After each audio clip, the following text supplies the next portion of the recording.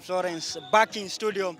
We are still having fun from the Kenyatta University ground. A lot of activities, of course, still going on. Is the field, is the draw events, and of course, we expect the futsal and the goalball to kick off. Of course, skating volleyball are still ongoing. Currently, Kenyatta University is taking on KESAVI. I understand KESAVI is just 2 months old. Is the body, or rather the federation, tasked with running in terms of the visually impaired in the country.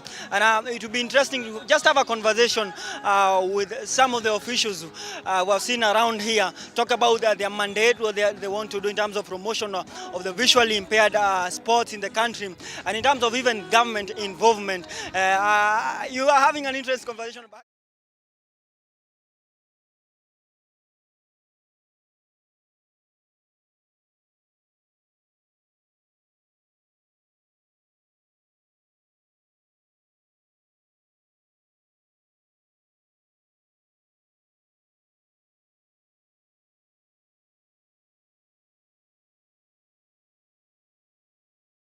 Other events. Well, on the other side is Ken, or rather Kenneth, who is the Secretary General of KESAVI, which is the body, or rather the federation, tasked or rather mandated to run the visually impaired sports in the country. If I could join Ken and just have a quick conversation in terms of KESAVI, it's a good federation.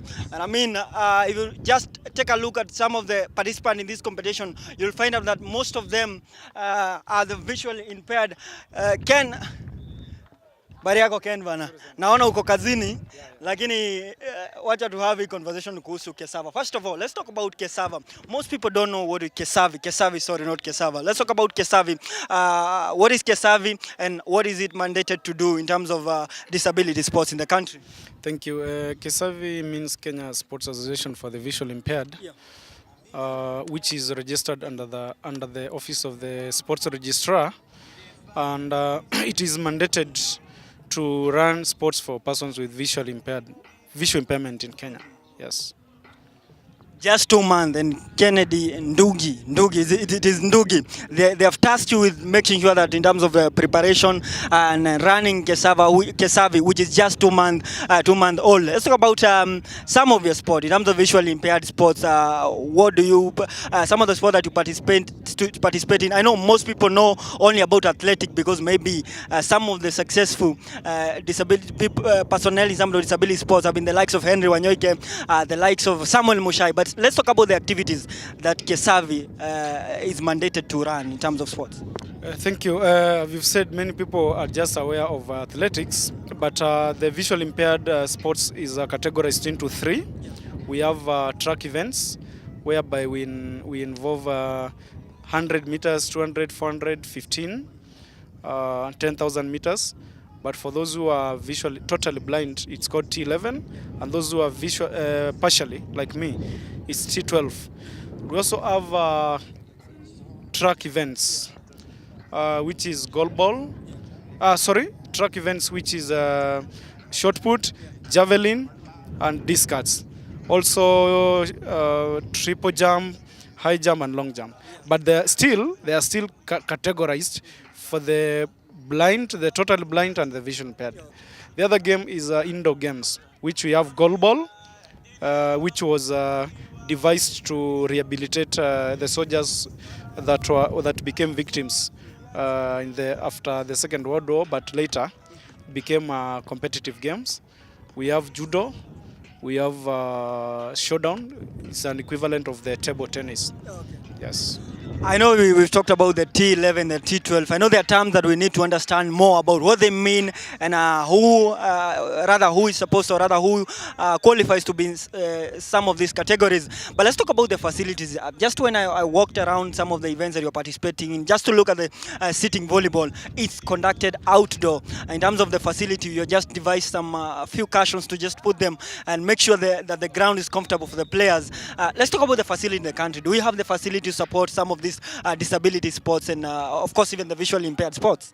First of all, to talk in general, we don't have the facilities for the Paralympic Games. They're called Para Games. Yeah.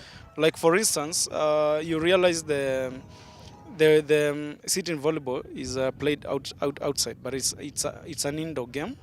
In fact, even the country that have the disability-friendly stadium and the facilities in Africa, it's only South Africa. But I think the government can afford, because the same field that can be played sitting volleyball, goalball, judo, we just need one room for the indoor games. And one, like for the track event, we don't have a problem and field. But for the indoor games and the team games, we are still at a zero level. Okay. Yeah. You mentioned about the government involvement, and you're saying that they can do more. Are they doing something in terms of supporting not just the visually impaired sports, but also even, in fact, in terms of the disability sports in the country? The last time I remember, I did a story with the amputee football, which I know you have you know about their story. No one cared about them before they went to participate in the World Cup, but after they did well in the World Cup, then everyone wanted to be associated with them. Let's talk about the situation in terms of your side, the visually impaired sports. Is the government coming in some of support? Not really, not really. They only support really, let me say 5%, and we need to push them, because you realize, like the other day, Harambee Stars was given 246 million, and 50 million was from the deputy president. So you realize we are not given the same privilege as the others without disability. Secondly, we need to appeal to the corporates to really support us whenever they saw our proposals, because most of them even wonder how persons with visual impairment or disability in general can participate in sports. Yes. KESAVI, you've been tasked with making sure that the visually impaired play a role in terms of sports in the country. Let's talk about maybe the membership, how many teams are participating in terms of visually impaired sports. Are we going to expect a situation where we are going to see more and more teams, more and more competitions? In fact, right now we are planning to have counties competitions in the three categories, which is indoor games, athletics, and field. And also in the institutions, like the universities and other institutions, we are planning also to be having competitions, and at the same time have a national championship quarterly, especially if it's indoor games, athletics, and track events. Yeah. In terms of anyone, maybe I know we have visually impaired students, we have visually impaired people in different parts. Maybe they cannot be able to access some of these games. They cannot be able to participate in some of these sports. So they should be hoping that it's coming to their county levels. How soon? Less than 3 months. Less than 3 months. Yes. So less than 3 months, you heard it from the Secretary General that even just in the different counties, visually impaired sports is coming to your county, or rather to a county near you, in less than 3 months. Asante sana Kennedy for your time.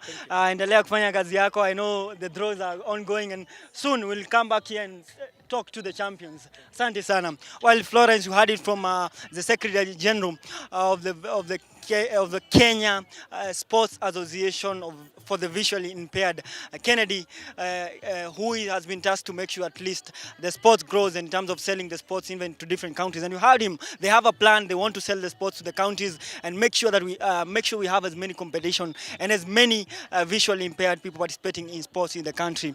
Back to you, Florence. For now, we'll be also trying to have a conversation with different officials from different federations, other different organizations that have been able to grace this competition, and make sure we feed you with the best conversation that we can from the Kenyatta University ground. Back to you, Florence, in studio.